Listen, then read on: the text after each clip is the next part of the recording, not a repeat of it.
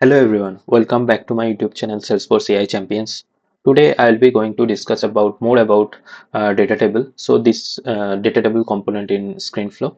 So this will be the third part and the last part of this data table parts. So I'll be discussing more on how to incorporate multi-select in the data table. In the last session, I have shown how to do a single selection. On the single selection, based on that we can update one account record. So today I'll be discussing on how to select multiple records at a time, and we can make the bulk update.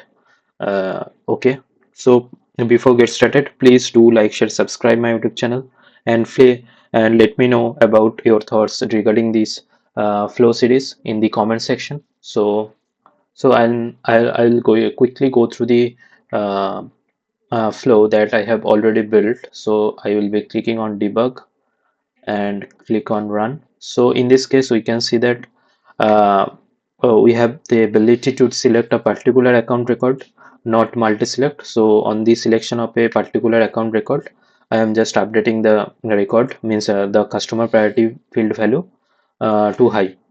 So if you have not gone through that video, please check out the part 2 of the data table component, how to use the data table component in ScreenFlow. So today I'll be updating this flow. Now let me make the changes. So in the screen component, I will select this data table component, and in the configure rows section we can see that there are three options are available, like multiple, single, and view only. View only, we can just see the records read only mode. So current selection is single, I'll make it to multiple.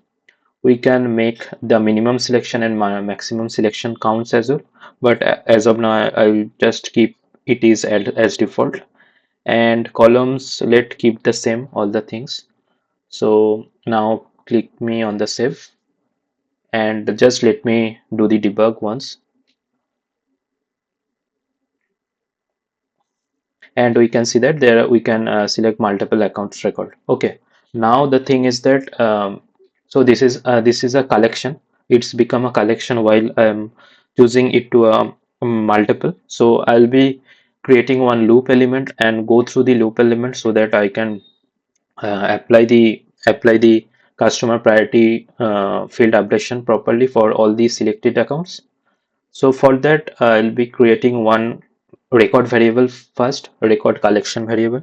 So I'll be on the resource type, I'll be selecting a variable and making the name as account collection where I'll keep the data type as record and allow multiple values. So this should be selected to make it a collection variable, and object should be account since I am updating the account records. So uh, I have created this account collection variable. Now on the click on the plus icon, I can choose a loop element. So loop element, loop through the selected account records, selected records, and on the selection of collection variable, I will choose this account data table. And in the screen component, we can see that there is a selected rows, that is a variable type of collection. I need to select that selected rows, and if I this should be like selected rows, it keeps all the selected accounts, selected records in the data table component. So it is a itself a collection variable. So I am just going to loop all three elements for the selected rows, and the direction should be like first to last item, that is okay. And I'll be like adding one assignment element to update the account record, or I can just copy from the earlier assignment element as well. Like I can cut the element and paste it here. So, and I need to update assignment for updating the priority to high. And in here I need to select the current element, right? So loop through the element. So current item means it's going through the loop element, will go through all the records for the selected accounts. So I will select the current element record, and I'll be selecting the field of the account like customer priority, and that needs to be set to high.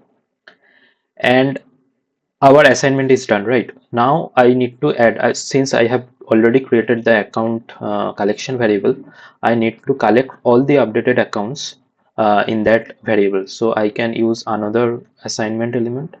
So and keeping the name like add to the ACC collection var. So I'll like current element needs to be added. uh, Current element.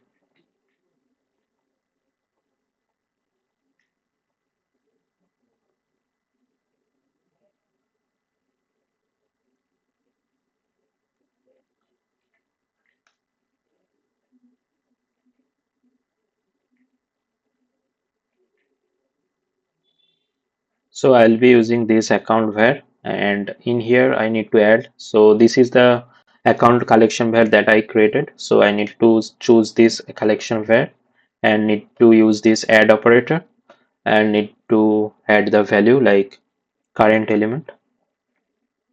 So this is how we can all the loop through element can be added into that account collection var.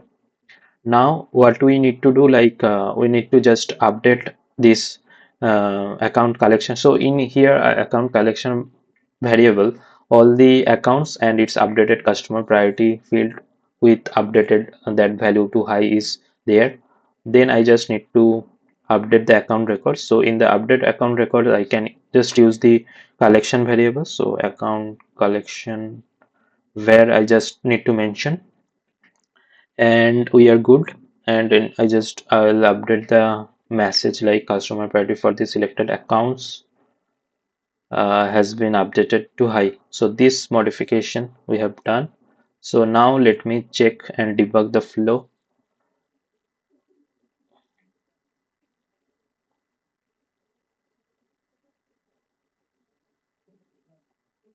So currently for these two accounts, like we can see that customer priority is not high. So we can select these two accounts, and let me search one of the account so that I can verify the it's working properly.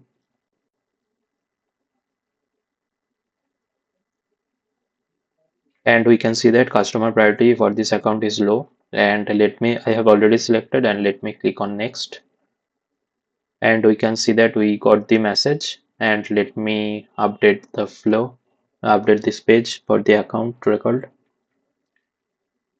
and we can see that customer priority has been updated to high. And let me debug again the flow so that I can see that both of the accounts got updated or not. And we can see that all of the accounts got updated. These two accounts were not high earlier customer priority.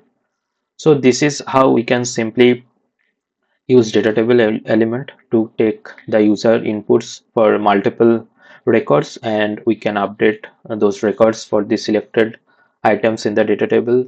Can be updated uh, at a once using this collection variable.